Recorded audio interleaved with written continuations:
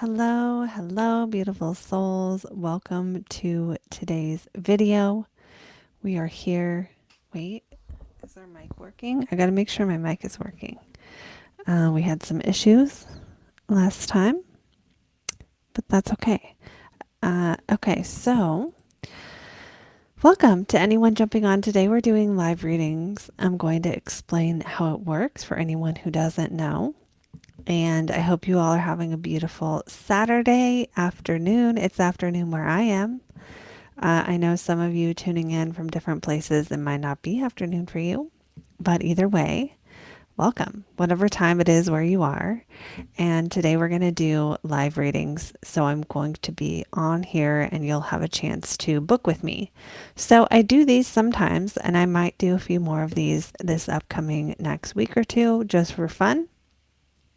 And also, every time I might do a different topic or a variation of a topic we've had before. Sometimes it's one topic, sometimes you get a choice. So today's topic is going to be you get a choice between either natal chart or transits. So what that means is you can choose one or the other. And hold on. I'm trying to make sure. Yes, we have sound. Yay. Okay. Okay, so what was I telling you? You can choose natal or transits. So what that means is you can choose whether to take a look at your whatever stands out in your natal chart if you choose natal, and I'll just see what I see. This is nice if you're new to me and you want to know about yourself. And if you would rather know about how the energy is affecting you now, you can choose transits. Keep in mind, these are designed to be mini readings. I created these so people who want to work with me can just kind of get a little taste of what that might be like. That's what they're designed for. So even though a reading might tell you about transits, if you were to do, for example, a reading with me for an hour that's about your annual perfections, then you might actually get better information. Why? Because I have an hour to look at it. Okay. And I can consider all the factors. So, like, one factor is transits. There's other factors that we put together to kind of figure things out. So, without boring you with all the details, that's kind of how that works. So, it looks like we got a person. So, I want to explain how this works for anyone else who's new and what to do to book if you want to. And then we'll get into the readings. So welcome everybody. Hey, Mouse Nation. Hello from Vegas. Hello to you over across the pond. Okay, so then John, you are going to be first. Let me make sure. Okay. John's going to be first today, and then anyone else who books next will be next. And readings will go in the order they're received. So I will, every time I finish with the reading, I'll announce who's next and what order you're in. So you can kind of consider that. Keep in mind, I set a timer for 5 minutes for each reading, but sometimes I go over. Usually I'll hear the timer and then I'll finish my thought or what I was about to just say.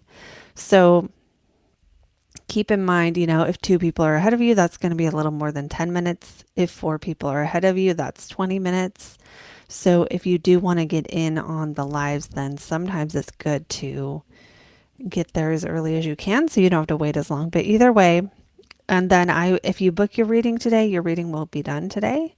And then, so the amount of time I'm live depends on the demand for that day. And I think that's everything I wanted to tell you guys. Mouse Nation is new to astrology, trying to get your head around it. Yeah, it's a lot. Astrology really is a lot to understand. Sometimes it really is good to have someone who can explain stuff, because it's like I mean, you can spend 3 years trying to figure out what your moon sign really means, or you can just book a reading. I'm the kind of person that I'll spend 3 years figuring it out, but sometimes I wish I was the other kind of person because life is a lot easier when you let people do things. Anyway, let me know if you relate to that problem, and I'm going to um, stop showing that. I'm going to put in John's info. And John, if you're on the chat, shout out, say hello, let us know who you are. And I'm going to get your chart in here while it is off camera. And anyone else jumping on, say hey, say hello in the chat. Let us know you're here. Don't be just a lurker, although it's fine. I mean, I'm a lurker a lot, but it's more fun if we chat with each other.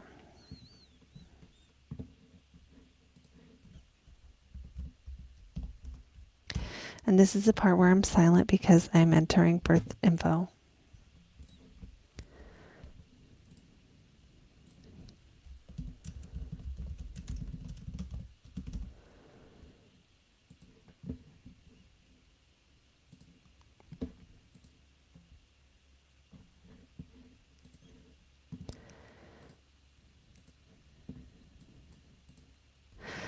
All right, John is here. Yes, you. Yes, you. Okay, great. And your name even matches your name. Yay. Making my life easy over here. Okay. So I am going to just tell everyone who's just jumping on, you can book to be the next person in line if you want to. There is a link. Let me put the link in the chat for anyone who did not get it from the description. And then we'll get going on your reading, John.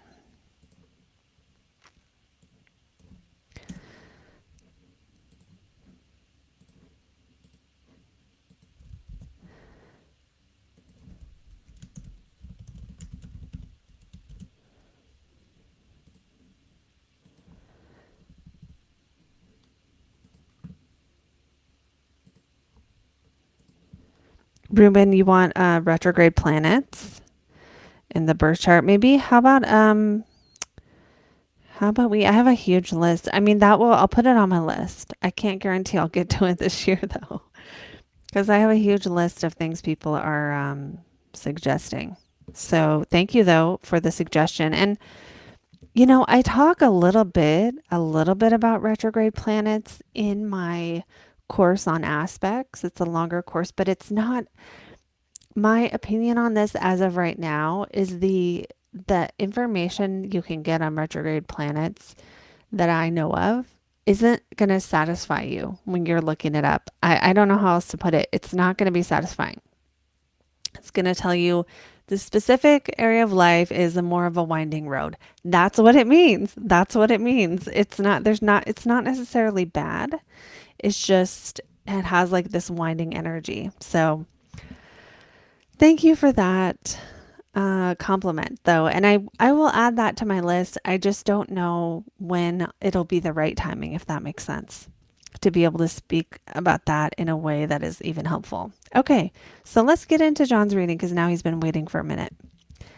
And Christina wants a reading on transits. Okay, go ahead and book using the link and then choose. You get a choice. You can choose natal or transits. So choose transits. And then if you book right away, you'll be next. The link is now pinned to the top of the chat.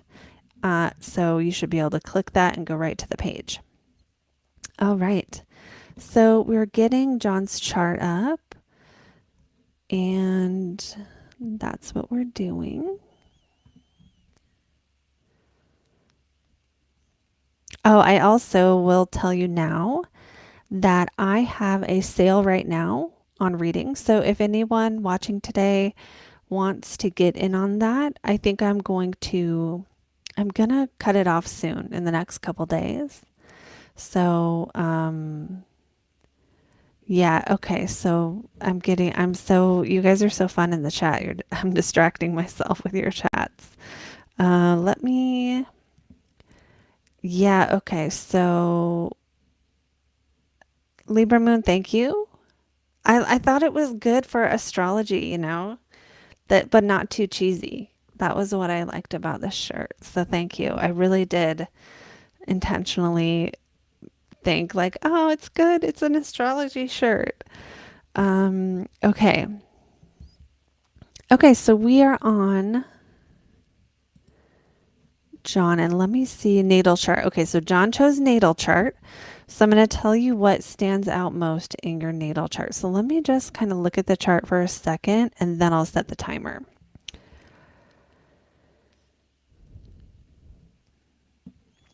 I'm just taking this in. There's nothing wrong. Yeah, okay. Go play. Okay, so the sun is exalted in Aries. So that is great because it does a good job there. Okay, so having Libra rising with the sun in the seventh house, these two kind of do complement each other because it sort of says that you're going to really care about your relationships. People with the sun in the seventh tend to they tend to really shine when they're in a relationship. And it doesn't mean you can't be single for a while if you want to, but that you're going to, be happiest there. And usually with sun in the seventh, relationships are prioritized because the sun is the thing you just do. And with the sun exalted in Aries and Mars ruling the seventh in the seventh, it just puts a ton of focus on relationships and not only being in relationships, but even like getting the person to do what you want them to do might be a focus. Why? Because Mars is our motivation. And then with Jupiter here, also brings like more goodness to relationships. This doesn't mean you won't fight. As a matter of fact, sometimes people with Mars in the seventh will either have partners who like bicker with them or fight with them, or sometimes that Mars might be expressed as the partner being very athletic or military. Sometimes that Mars is you being like an encouraging force or a leading force in the other person's life, like, hey, you should do this, you should do this, you should do this. And that's just like a natural role. So I would think that leading other people to get them to do what you want might be a strength or just something you do often. Now, the sun rules your 11th house of friends.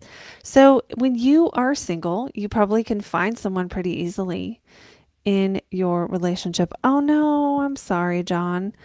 Okay, we can maybe find something else good to talk about.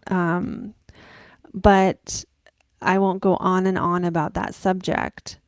But I do see that partnerships with others, we can just zoom out a little bit. Partnerships with others are going to take a priority in your life. As a Libra rising, that's going to be natural. And with Venus in Gemini, it's also going to be like starting conversations is probably going to come very naturally to you. And let me see what else here.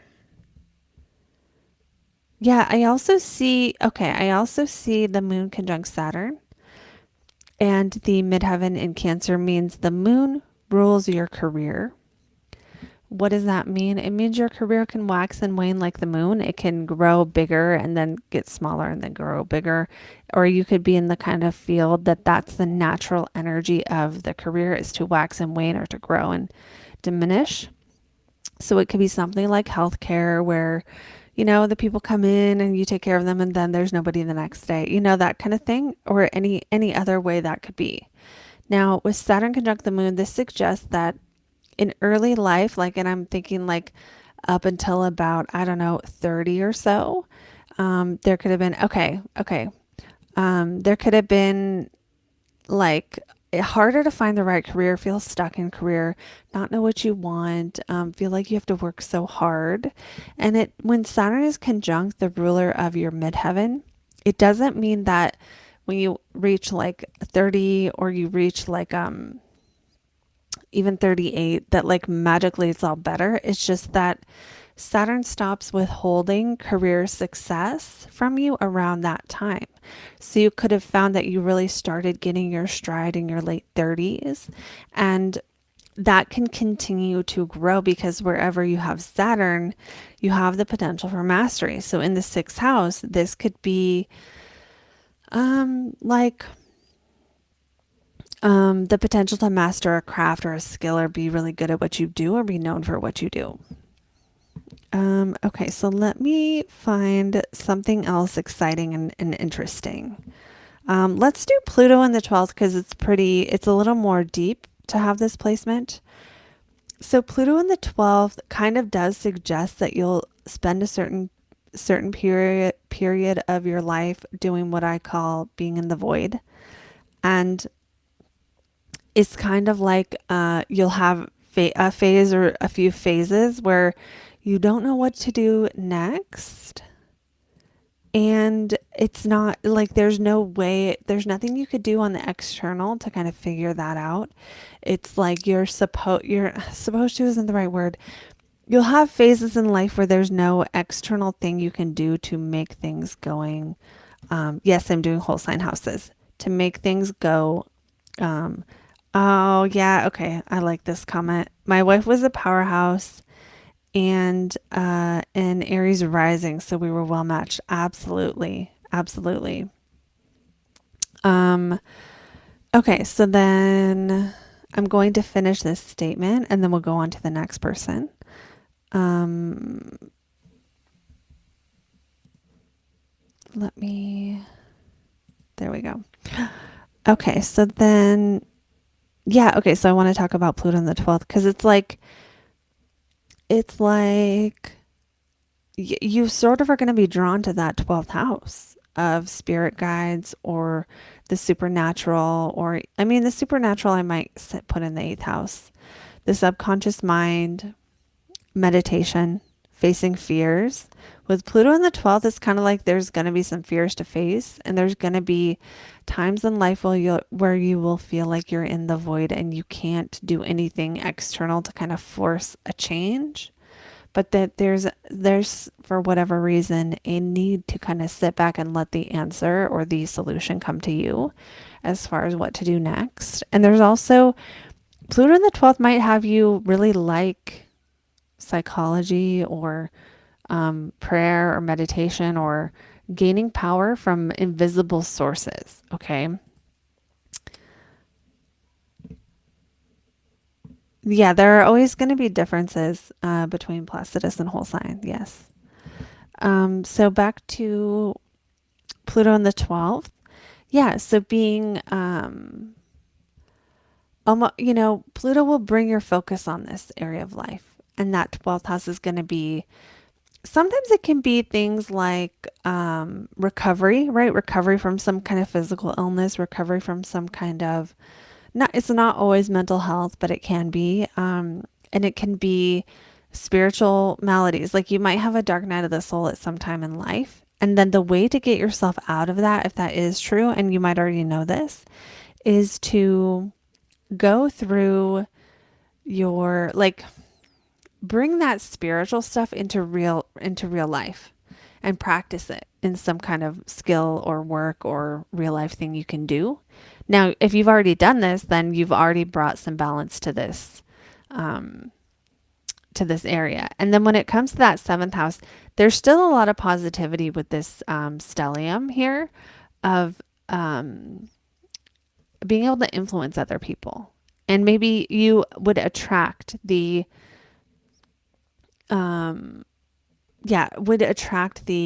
more go-getter type personality, whether that be in relationships that are romantic, right? Because the 7th house is your romantic partner, your spouse, but it's also your really close friends. So there might be some gifts with that, especially with the 11th house being the sun, being the 11th house ruler, because the 11th house is groups of people. And so it's like in groups of people, you're going to meet the more confident one. You're going to meet the more get shit done kind of person. And that's going to be the one who gets close to you. So if you're ever trying to find love at some point in the future, groups is the thing I would recommend. Any kind of group, any kind of group where you meet people, parties or clubs or social organizations. Now I know that might sound like I could say that to everyone, but I don't, because this the real significance here is like groups, friends, the friends like that are groups of people become lovers or become your significant other or become really close friends. So we're going to stop there because of time, and I hope you enjoyed your reading. And let me just check the comments. Ruben, I do ask people not to chime in on the readings. Just because I find it distracting, and I know you didn't know that, but it kind of messes with the energy. Okay, yeah, very interesting because I'm looking into that area career wise. Also been a yogi for decades. Very cool. Okay, wonderful. That resonates in a big way. And awesome. Thank you. Okay, so yeah, and about the whole sign thing, I think that the everything you know about your chart in Placidus doesn't change that. So just know that whole sign, it doesn't like override it and make it not true. It's yes and. Okay, so I'm gonna check and see who is next. It's okay, Ruben. Um, let me see. Yeah, okay, so we have Joe Paul. Do you want to comment in the chat, Joe Paul? And anyone else who wants to book, there is a link. I know you didn't know. There is a link at the top of the chat. I actually try to tell people that, but sometimes I forget. I got to tell you guys so many things, which is fine. I don't mind. And let me see here. Okay, so I'm going to add Joe Paul's info, and anyone else who wants to get a reading will be after Joe Paul if you decide to book today. And anyone else who wants to go further with me, I do have a discount right now for 50% off. That should be in the chat. I mean, in the description.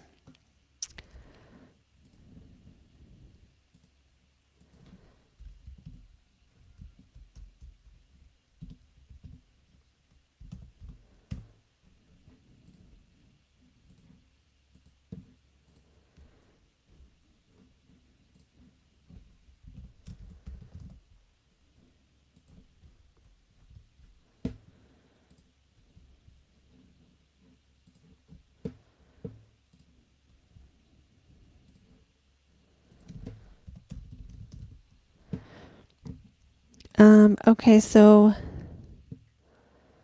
Joe Paul, I need to know what state that is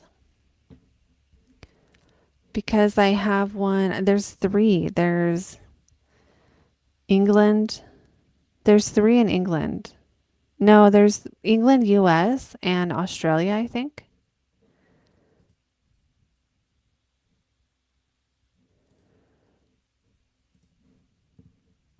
Okay, Mouse Nation.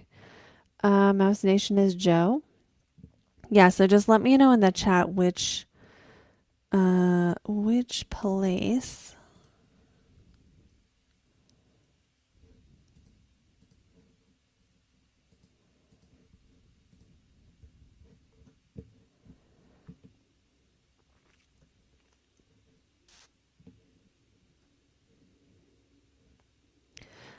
Also, Phoenix, these are readings you need to book, so if you'd like to book one, feel free to do so.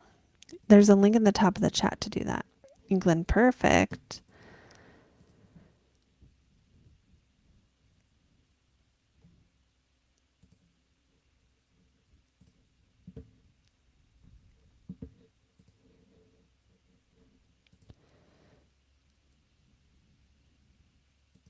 Yes, I'll even put GB, thank you.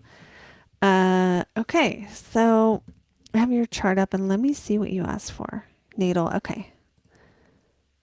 So let's get it up here.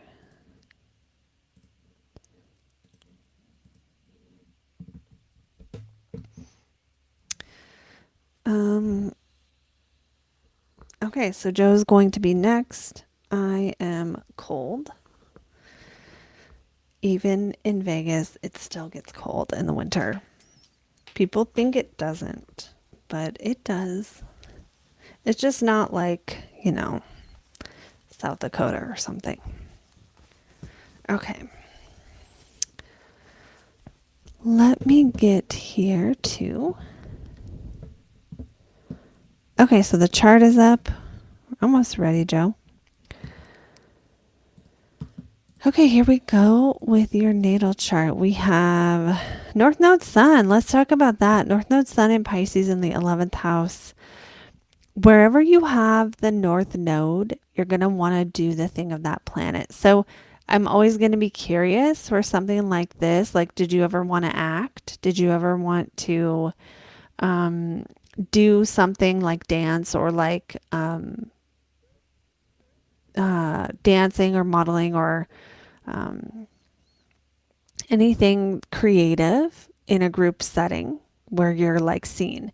Now, sometimes the sun doesn't show up as the celebrity energy that we think of it as. Sometimes it shows up as being a manager, where you're like the one everyone comes to and the one things revolve around. But because the sun rules your fourth house, it might actually show up a little bit more as like it makes you happy to do this thing. It might not necessarily be what you do for your career.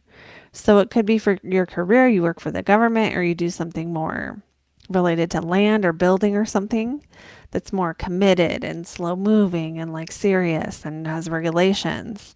But then you act on the side or dance on the side or do something creative. Oh, yeah. See? Oh my gosh. Yes. Dancer. Nailed it. Used to be a professional dancer. Okay. I love it. Okay, so we got that. Now, the cool thing about having the North Node with a planet is the North Node sort of feeds the energy of that planet. So that means you're always going to want to, like, if you ever decided to dance again, or if you do dancing on the side for fun now, it's like you could never run out of energy to do it. You could never run out of, this would just be like something where you're seen doing that thing you do and you get lost in it, with Pisces energy. So that's a really nice thing to kind of remember, especially if you need a pick me up that like you can always go to that activity. And I feel like, and let me know if this resonates or not, but it might be the kind of thing where you have to have a crowd for it to really do it for you. Like practicing is fine, but like if you were just dancing at your home, like it's not going to be, you might enjoy it, but it won't be the same, for you having the crowd be there is going to be part of the thrill and the fun part of it. Okay, let's see what else I can see about your chart. Let's look at Venus because Venus is your chart ruler and Venus is exalted in Pisces. So this is a nice place to have a planet, the planet that rules your life, to be in a good position. And we have opposite Pluto. So that means that your life, a lot of your life is going to be the seesaw between either dancing or doing something else creative in a group setting. And then the thing about the 11th house and the 5th house that I think of here is like the 11th house is the house of like the king archetype of like giving the people what they want. And the 5th house is more like the diva that's like, I'm creating this because it's what I love. And it's just me expressing myself. Who cares what anyone thinks about it? I don't care about the audience. I just want to make it and it's my creation. So having planets opposite means that you might have, it doesn't mean you're going to be like one of these in a bad way, but that you might have this sort of like energy of like at one point being the dancer who's dancing the dance other people want you to dance. And then at another point, being the dancer who's creating the steps and the moves that are you coming from your own heart. So there could be some push and pull here with these energies. And let's broaden this out so it's more than just dancing. Let's to show kind of how it's going to be your whole life theme, right? Is going to be, do I give the people what they want and find joy in that and seeing them happy while creating something and being go with the flow enough to just kind of not worry about it? Or do I get all controlling like Virgo and get all specific about exactly how things need to be and what I'm doing, whether you're making a dance moves or whether you're making a spreadsheet at your job? Like, are you going to get all, or whatever else you might do? Are you going to get all obsessed with how it's going to look if you did something that isn't X, Y, or Z? Or are you going to like hyper fixate on the details? Or are you going to zoom out? Or are you going to zoom out and um, be the, almost like be the, like when we're using the dance metaphor, it's like let the dance dance you, if that makes sense.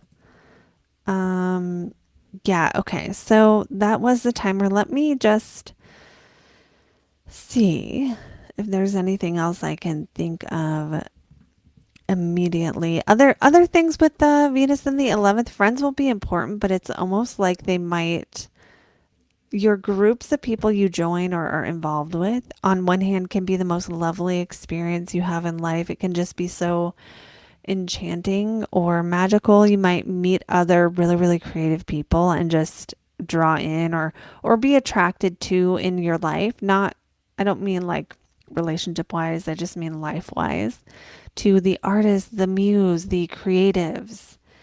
And then there might be some darker aspects to that where it's like you meet some people who are like uh almost like a little bit too attached or fixated to their creations.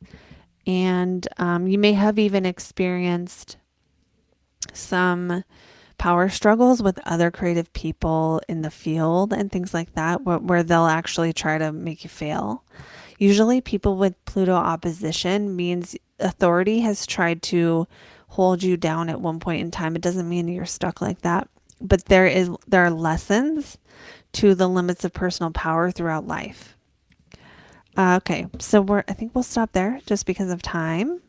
Thank you, Mouse Nation Joe, and feel free to let me know in the chat if you want to share anything else about that or with any of the rest of us.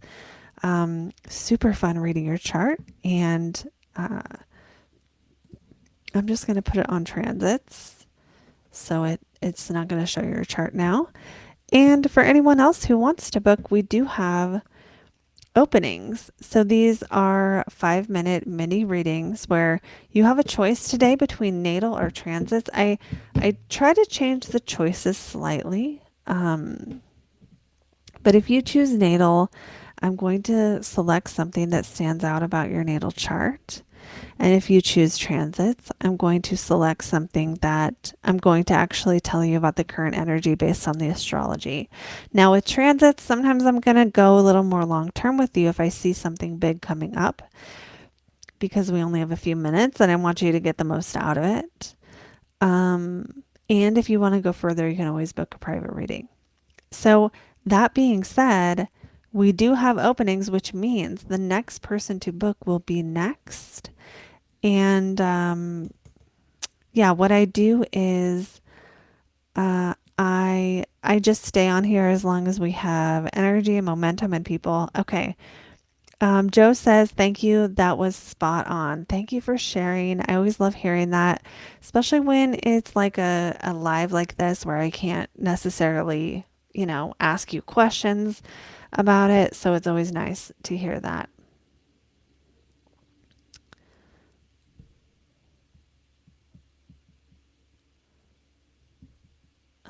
Okay. All right. Okay, so I'm gonna just explain what we're doing to anyone who is just jumping on. What we're doing today is we're doing live readings. I may do a few more of these in the next few days, just because. And what it is you can book a reading with me live here in real time, and I give you a mini reading. You can ask for transits or you can ask for a natal chart. If you ask for transits, you're going to get an energy snapshot of the current moment. If you ask for a natal chart, you're going to get just whatever stands out to me that I think is appropriate to share in a public setting. I'm not gonna try too hard to like dig up deep stuff or painful stuff, but sometimes that does happen. So just know that it's a possibility. But if you choose natal chart, I'm going to tell you what stands out about your chart, what jumps out at me. And that can be, it really depends. It's unique to you, right? So if you have 17 planets, I'm joking, in one sign, I'm going to tell you about that. If you have a huge T square, like whatever thing is like, oh, this is a big energy in your life, I'm going to share with you. If you choose transits, again, that's going to be me telling you about the energies that's happening based on the astrology. And we'll focus most on the thing about transits is they don't affect everyone equally. Okay, they're going to affect you more if they make aspect to your chart. So if the planet in the sky has a certain relationship to what's going on in your chart when you were born, then they make an aspect. That means they're connected. Planets can be doing stuff in the sky and they don't make any aspect to your chart, so you're not going to feel it as much. So like even if we think about like mutable, fixed, and cardinal, if something is happening in Virgo or Gemini, like right now Jupiter's in Gemini, Mercury's in Sagittarius. If you are a mutable sign, that's Gemini, Virgo, Sagittarius, or Pisces, that's going to affect you more. If you're a cardinal sign, then when Mars enters Aries, for example, that's not happening now, then you're going to feel that more. If you're an Aries, Libra, Leo, or Aquarius. No, Aries, Libra, Cancer, or Capricorn, because those are the cardinal signs. Same with fixed signs. If something's happening in the fixed signs, people with their sun, moon, and rising, or personal planets, Mercury, Venus, Mars, are going to be more affected. And so that's why what a transit reading does is the astrologer, me, does all that math for you, does all that figuring out for you, and just only gives you the important thing and just tells you that so that you're not stuck thinking the North Node going into Virgo is going to be the most life-changing thing when it's not. When you have Mars hitting your moon or Jupiter hitting your sun or something like that, where it's like oftentimes when we're new to astrology, we think something is causing something and it's not that thing because you don't know where to look yet.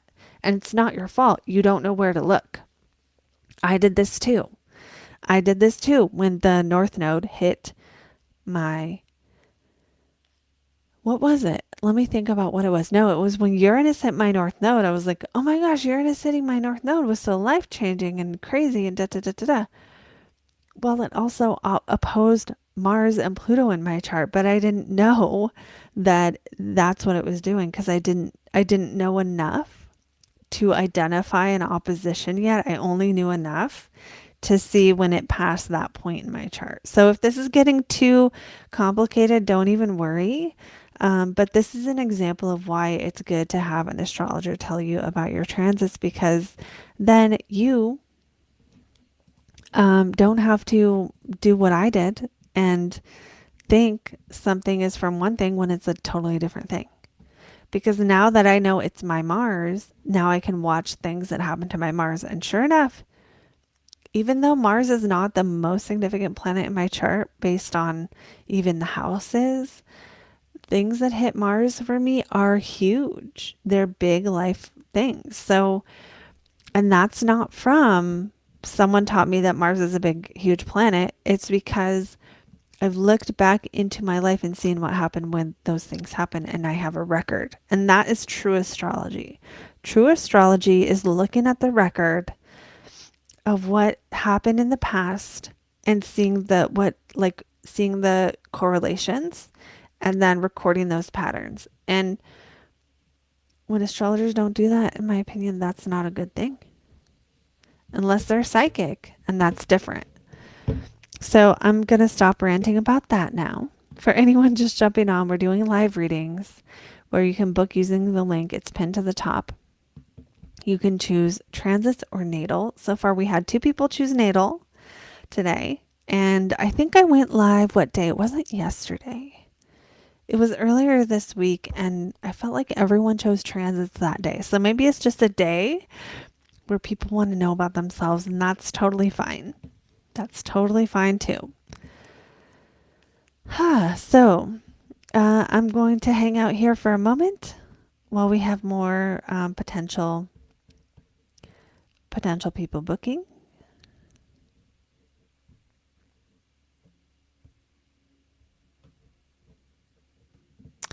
And then if we don't get anyone, I will end for the day. But if we get people, we'll stay on. So if you're someone who's watching and thinking about it, now would be your moment. Your moment to shine.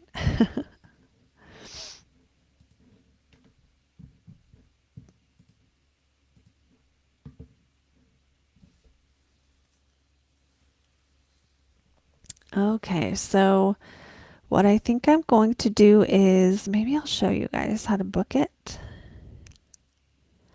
You know what else I wanted to do though, actually, is for anyone who wants to get in on my I have a current sale right now on astrology consultations. I think what I'll do is put a link in the chat here. And then if someone books right now, they'll still get to go. Let me do that again.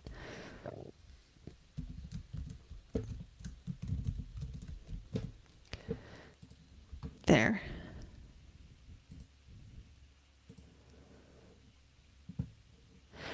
Yeah, so if like, for example, if some people are watching afterwards and they're like wishing they got in on the live, here's what you can do. Or if you're someone watching now and you really don't want everyone up in your business, you have two choices for how you can work with me instead. One is to book a Zoom call. That's the best way to get all the info, to learn about yourself, to be able to ask questions, to go back and forth, which is what you should expect. It's not going to be just me telling you stuff and you listening for an hour. You're expected to, I might ask you what happened at a certain time or something, to determine how that energy is going to express in the future, because that's how astrology works. Okay. So that's one way. The other way, okay, so there's one other way right now that you could get a reading like this that is private. Other people won't see it. And that is something I have happening at the moment called Blocks to Blessings. It's a 10-minute video that tells you about what I see as the greatest block in your chart and what you can do with it, how you can work with it. And that's only through Christmas, the 25th of December. So if you want to get that, you should do it soon. So those are the two things you can do. Let's see if we have another person. Yes. Okay. So Heather, hello, Heather. Do you want to say hey in the chat so I know who you are? And I'm going to go ahead and enter your chart. So Heather is booking, which means anyone else who wants to book, we are still going to be on. Okay.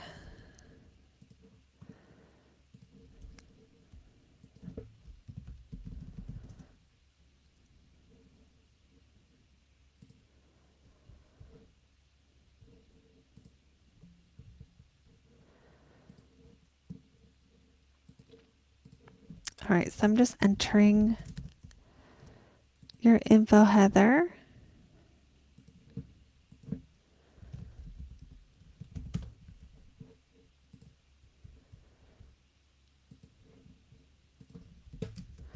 I need to know, let me see if I can tell here. Can you tell me what your birth time is? It AM? I'm guessing yes, but I just want to clarify. I know you put the 0, but just in case.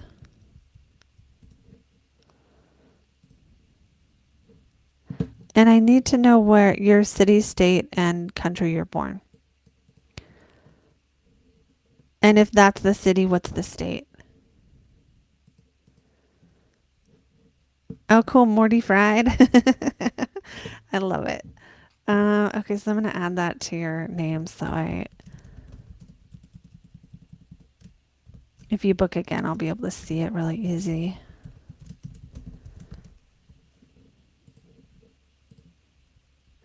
AM, perfect.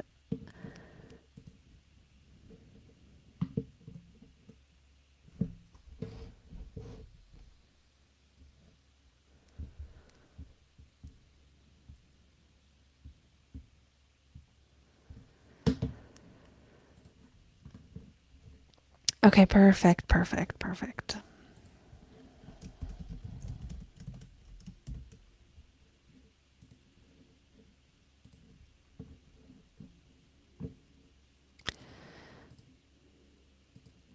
Almost ready, Heather.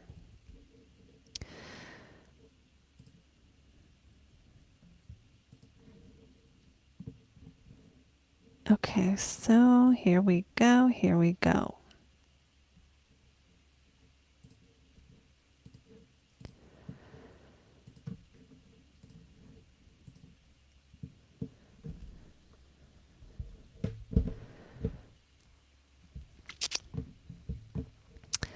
Okay, your chart is up. It is in whole sign, so if you're used to Placidus, it will look different, but this doesn't negate anything you know about your chart in Placidus. It's a yes and. And I'm going to set the timer and see what I see in your chart. So, Venus in Cancer conjunct the ascendant is a really nice one to have. Moon in, okay, so your moon, let me double check. I'm going to double check something here. You won't see it on the screen, but I think there is a fixed star there.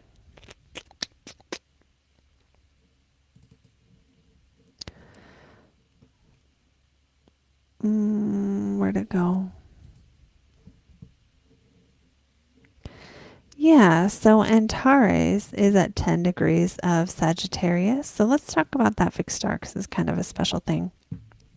So your moon is conjunct that, which means there's ferocity and determination. Now, the moon really matters in your chart because it rules your ascendant. So it represents you. And where are you? Where you are can be answered by the combination of where your sun is and where your moon and where your ascendant ruler is. So where are you most of your time? Maybe at work. Maybe you're at work a lot. Moon in the sixth, sometimes, not always, is going to have professions that are healing or helping. Or because the moon is in Sag, maybe dealing with knowledge or something where you move around a lot and get to go do a bunch of different things. But having it be conjunct on Taurus gives it that extra oomph of ferocity and determination. So even though you're a Cancer rising with Venus on the ascendant, that's going to bring a beautiful softness to your personality and a really nice receptivity, especially when you first meet people. You have a really nice, really nice combo here between the feminine energy of that Cancer and Venus, just making it really easy when someone gives you a gift to like be gracious and grateful and like caretaking and like maybe listening to people's feelings. Maybe people tell you about their problems. I know a lot of Cancer risings who it's like you're just like at the grocery store and the person in line is like telling you all about everything, all their woes, and some of my Cancer risings don't like it and some of them do. It just depends. But it does have that ability to sort of, people just see you as that ascendant of like mommy energy, regardless of whether you feel like that all the time or not. So, and then with the moon in the sixth, it can make you also dedicated to your craft. I think the sixth house planets, if you look these up, you're going to find negative stuff because the sixth house is, you can find like challenges. Now, people with moon in the sixth, I think some of the challenge is they're very aware of how they feel health wise. And to the degree where it's like if you eat something that makes your stomach hurt, it's like your mind's on that all day long, especially with your stomach. It doesn't necessarily mean that the problems you have with your health aren't real, but that if you do have like diet problems or food allergies or something along those lines, the moon here will make you feel it more. You'll be aware of it more, if that makes sense. When your diet isn't where you want it to be, or if you're eating food that doesn't make you feel your best, you'll sense it. You won't be able to avoid it. Why? Because the moon is where we are the most sensitive, and we don't like, if our mood's not okay, we're not okay. And so if you don't feel like your health is okay, that's going to worry you more. And if you don't feel like your job is solid, that's going to worry you more. If you don't have good relationships with your coworkers, you're going to feel that more, I want to say sensitively, but it's just like, these are areas you want your sixth house, you want it to be easy, right? Because you have Moon and Neptune here. So it's like you want your workplace to kind of let you move around a bit, right? With the sun in fire and a moon in fire, it's like you need to be able to do shit at your workplace. You cannot have a job where you have to just sit there all day. You need to be able to get things done. And with the sun in Leo, you need work that you feel proud of. And you're going to want to make money. Why? Because your North Node is in the second house of money, conjunct Mercury. So it's like maybe you can sell, maybe you're in sales, maybe you write and you make money off of it. Maybe you do something with siblings. I don't know if this is true, but you could sell cars. But don't take that as the only possibility. It's just North Node in the second conjunct a planet really means money needs to be where it needs to be. And you will never feel like, oh, I have enough money. And I'm not saying that as a negative thing. I'm saying that because wherever we have our North Node, the North Node is the head of the dragon. It's like hungry, right? So you're going to be hungry for more. You just got to raise, you're hungry for the next one. And it doesn't make you bad, but I have met people with this North Node, and it's like, they're never going to be poor because they just wouldn't say it's okay.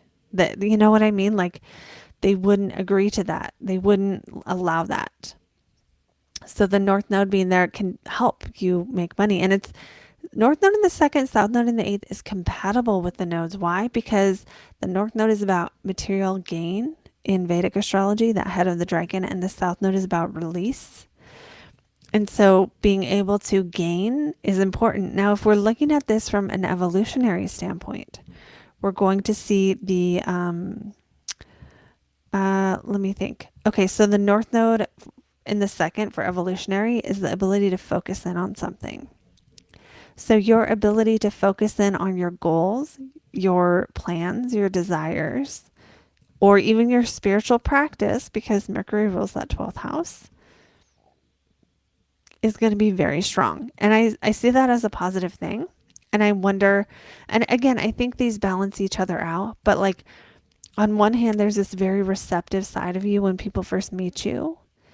And on the other hand, there's going to be underneath of that, a very driven aspect of your personality that's like, we need to have enough money.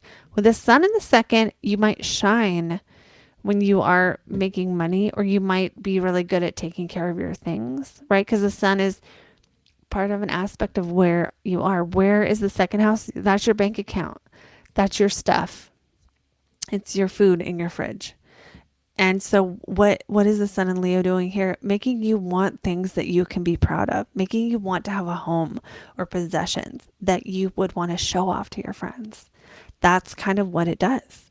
So feel free to let me know if that resonates. And I'm just going to scan for any last things that I see that are like, okay, this is significant.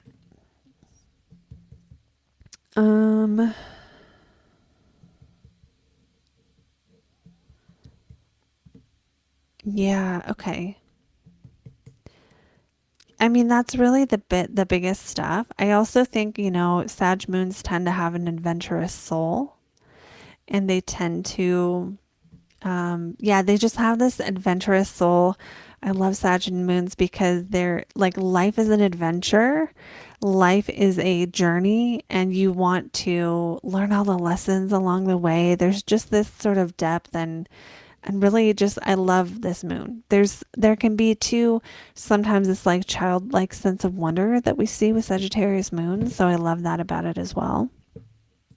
And again, like with your moon in the sixth and that being your ascendant ruler, this can also make you be the kind of person that doesn't accept mediocre. You want the things you do to be really good. You want to be good at the work you do. You want to be good at what you do. And you want to produce high quality work in whatever you're doing, whether it's your work, whether you're writing or publishing or selling or whatever it is you're doing. You want it to be the best. So I think that moon might help you in the sense of in that way, or it might lend that kind of aspect to your personality of just wanting to be really, again, high quality work is what I see with that. Okay, we're going to stop there because the timer ran out a minute ago or I don't know how long ago. So thank you, Heather, for booking. Feel free to let us know in the chat if there's anything else you want to share about that, whether it resonated or not. And the bookings are now open. So for anyone just jumping on who wasn't here earlier, what we do at this point is you can book a reading with me using the link at the top of the chat. You can choose natal or transits. Everyone has chosen natal today. So it's a natal day of me just looking at your chart and seeing what I see about you, seeing what I can notice about you that's interesting or significant, what stands out about your chart. That might be something challenging. It might be something good. It totally depends. And if you don't want that, you can pick transits and then we can look at how the energy is affecting you now. Okay, so that is what we can do. And I will give it a few more minutes. And if anyone books in the next few minutes, because we've done 3 today. So now is the point where, now is the point where someone can either book or we can end. So feel free if you're out there and you've been waiting to get your reading now. And I want to check out this comment from Morty Fried. Studying astrologer, but never had another astrologer look at my chart. Just been diagnosed with autoimmune arthritis. Currently studying for an MA. Okay, that makes a lot of sense based on the midheaven we just saw. This isn't your chart up now, but that midheaven ruler in the 9th. And then I think, if I remember correctly, the midheaven in the 9th in Pisces with Jupiter in the 3rd. That's like, let me just see really quick. No, that's not what I wanted. I'm going to look back at it here without messing anything up, without showing everyone's names. Midheaven ruler in the 9th with Jupiter, midheaven in the 9th with ruler in the 3rd. So especially if you want to take the difficult, more complex topics of astrology and explain them to people in an easy to understand way, that could be highlighted. And teaching astrology is also highlighted because just having the midheaven in the 9th house kind of brings that potential to do astrology. It doesn't mean everyone with this midheaven will be an astrologer, but if you want to do it, if you want to like sell astrology related stuff, especially, or, work with clients one-on-one, I do feel like you might have a way of explaining things that people really appreciate, especially with Mercury. Oh my gosh. I'm going to show your chart again because this is such a good teaching moment for anyone watching that I can't help myself. So what's here is, John, did you book again? Yay. What's here is the North Node conjunct Mercury. So that's going to be Mercury rules astrology. And for any of you who are more into the modern astrology, modern planets don't replace traditional ones. Okay. Modern planets like Neptune and Uranus do not replace any of the significations that Saturn or Mercury or any of the traditional planets have. Okay. It doesn't work like that. Modern doesn't undo anything. It just adds to it. So Mercury, the ruler of astrology, conjunct the North Node in the second house. I love this so much because I mean, if you do you feel like you could do astrology forever and just learn it forever? I know most people feel that way, but this North Node conjunction is special. So you need to know that. Not everyone has a planet conjunct their North Node. And so when you have that planet, you're hungry for that thing. You're hungry for knowledge. You're hungry for that astrology, healing, any mercurial thing. Those are just some of them. And you can do it forever. So this would be really compatible with doing astrology as your job if that's something you ever want to do. So, and I don't see this kind of thing every day. So don't think I would just say that to anyone. All right, we're going to stop there on this chart and we're going to go to John. So thank you for sharing this one, Heather. And the MA thing also, right? Midheaven ruler in the ninth does incorporate that topic of higher education, but maybe you know that. Maybe you're at that level. Okay, so John, I'm going to see what you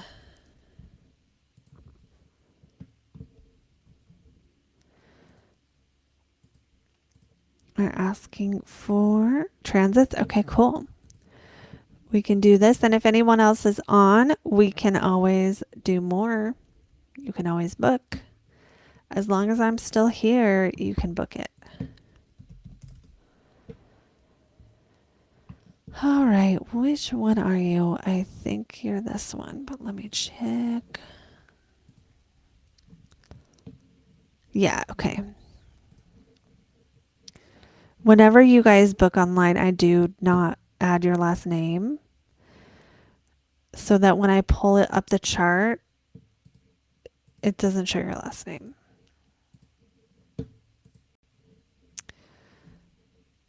Okay. So John wants transits, so let's go ahead and get the transits up. I'm going to just gaze at the chart for a moment.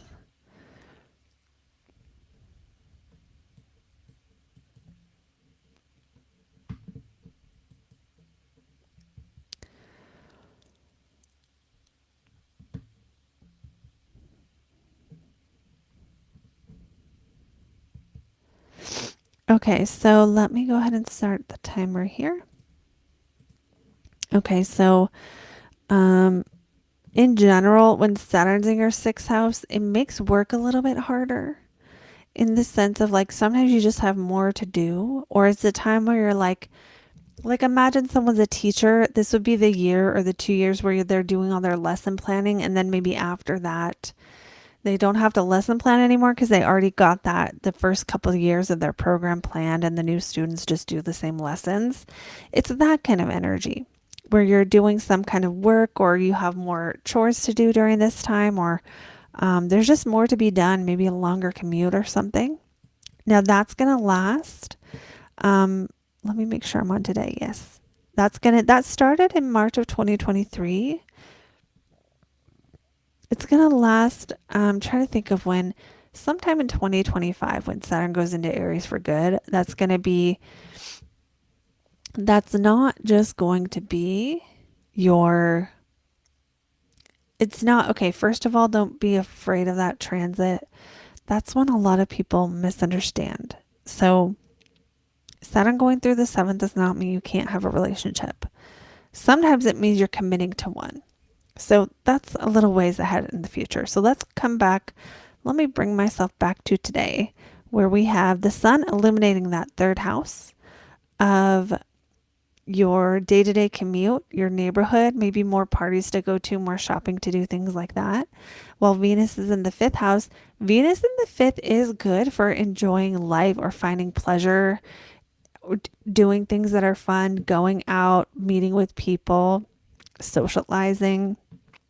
And it will make a trine to your ascendant around next weekend. So maybe there's some parties happening at the end of next week, early in the weekend that are going to bring a chance to kind of tell jokes or laugh or enjoy something.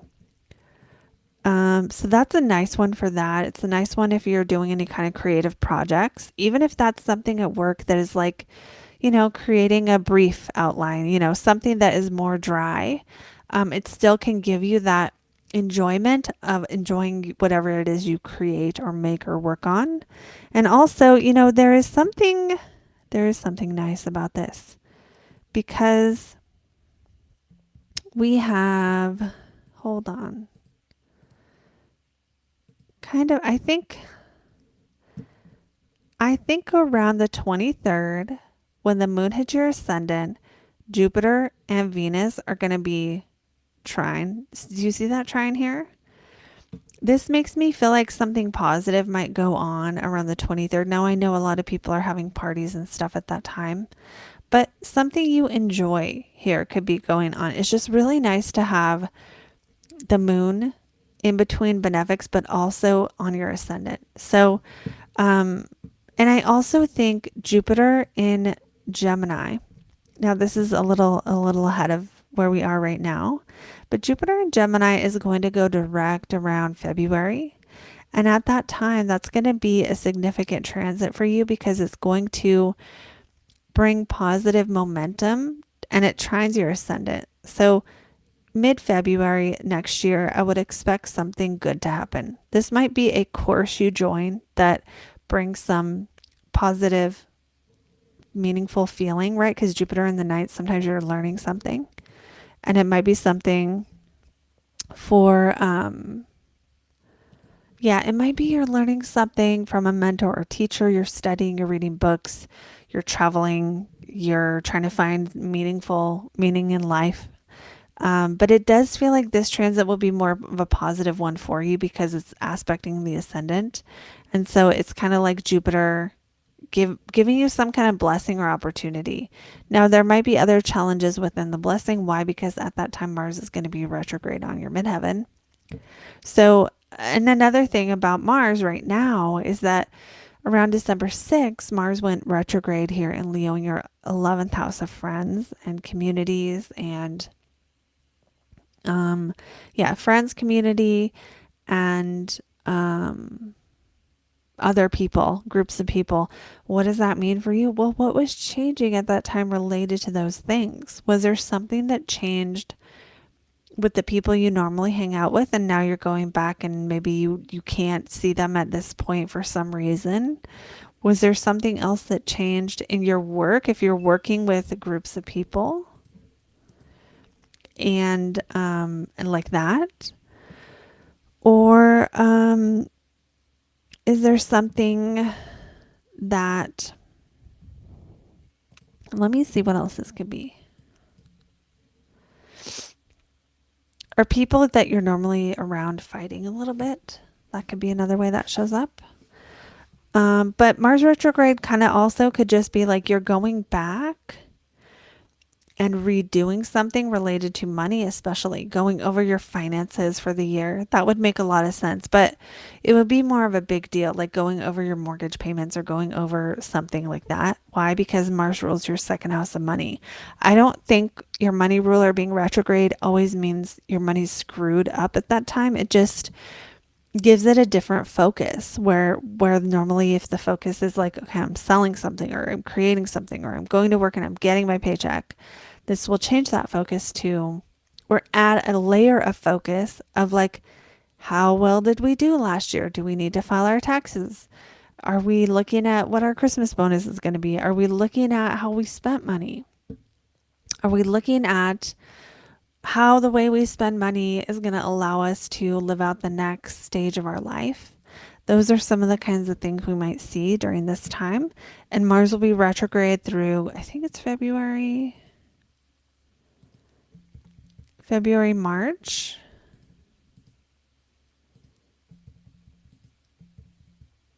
Yeah, February, late February. So that might be a time for a change in career if that's what you're trying to do, or a change in your role in your career, or if if you have your own business, like a change in how you do it, or if you're retired, a change in how much you're receiving, causing a change to your lifestyle of cutting back something. Feel free to let me know if any of that resonates. Okay, let me see what else. Okay, so Venus right now is squaring Mercury. So let's talk about how that might show up. Mercury in the eighth being deeper conversations, the psychic world, the spiritual world, things that are beyond the veil, or intimate relationship conversations with people. So, conversations with people you know well, where you get deep with people. Venus is squaring Mercury now. So, that might actually bring positive energy toward having deeper conversations that are psychological in nature.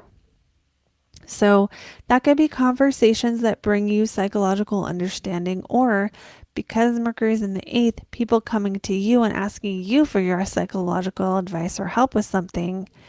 And Venus being like, okay, we're going to make this a little bit of a positive thing. So it's almost like maybe someone you asks you for help and you enjoy that. And it's like, it makes you feel good, right? Because it's like you're able to provide. Sometimes Mercury and Taurus people provide very grounded support, very grounded help to others. And it could even be you loaning someone money or them loaning you a little bit of money or getting some kind of gift or something.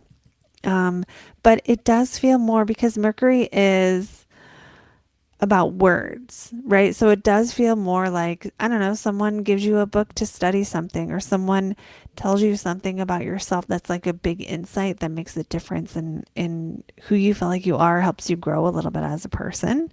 So I do feel like there's something positive here. Now, that positive thing Venus is doing might also be something ninth house related or something 12th house related. So something meaningful, something that makes you feel a little bit like it might be related to faith or hope or optimism or your own path, and making you feel like you know the next steps on your path right now a little bit better than you did before. Let's see. Will be starting work, was retired for the last 5 years, taking care of my wife, gave up my career, now starting everything over. Okay. So that makes me feel like, based on the energies, I'm not saying you can't get anything started now. I will say when Saturn went through, actually, yeah, I'll skip that. I will say that Saturn going through that sixth house, it's normal to have challenges with work during that time. And why? Because you have burdens. You have the sixth house can be you have to take care of someone, especially in Pisces. Saturn in Pisces. So this is a Saturn return for you. And that was happening more. I mean, I can tell you the timing, but it might line up with something bad that happened. But even if that's the case, you'll know what that was. So that would have been back January 2024, or even December 2023, when Saturn hit Saturn. And that sometimes it does happen where Saturn returns can have positive effects, and it also happens where they have negative effects. So if it was like job loss back then or job challenges back then, the good news is Saturn is moving away from that point. And the other good news is I do think that when Jupiter goes direct in February, whatever you've been working toward, if you've put any work toward figuring out what the next thing is, that would be a good time to be open. February will be a good time to be open for new possibilities. It might be a new job, especially with Saturn and let me see, Saturn and Jupiter.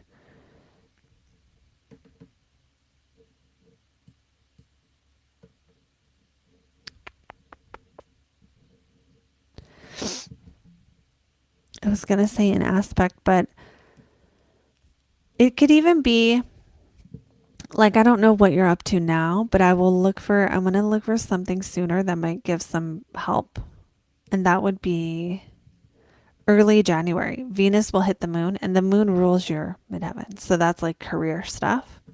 So that might be a time where you will like get a job, or you find out what you're going to do, or something you've applied to gets back to you. So I would say if it were me, if this were my chart, I'd want to like try to put some feelers out before then. So there's a chance for something good to come back at that time.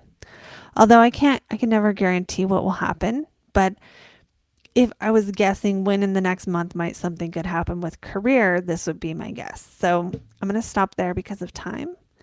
Hopefully that was helpful.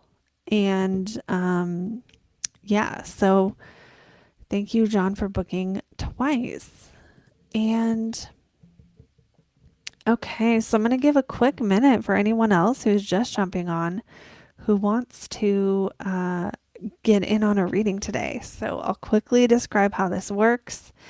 And then if no one books, I will be ending the broadcast. So you can choose transits or natal. Natal is going to tell you about yourself and what I see, like what just jumps out in your chart. Okay, great. Thank you, John. I'm glad to hear that.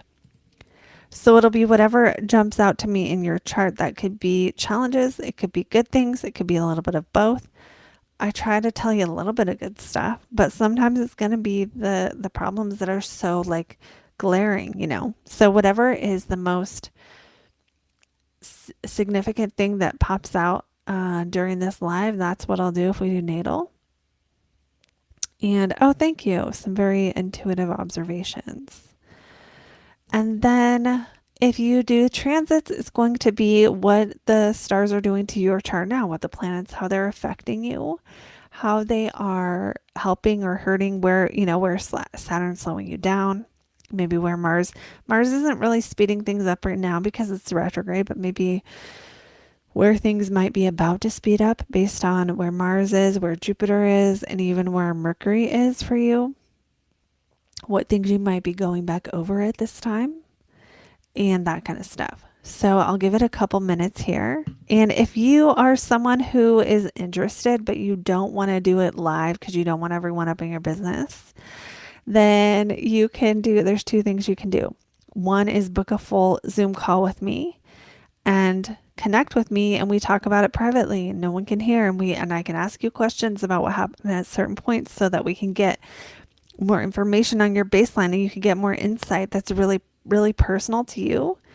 And then two is I have a blocks to blessings video. So it's a lot like these live readings.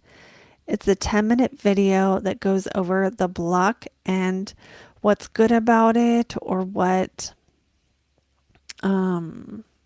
good about it, or what you can do with it. And it's the people really love these ones because it kind of explains in a different way what you've gone through in your life. And it's just totally different, unlike anything you've ever heard. So with that, I think I'm going to go ahead and close down the readings for today. Let me go ahead and make that change. And then we'll be good.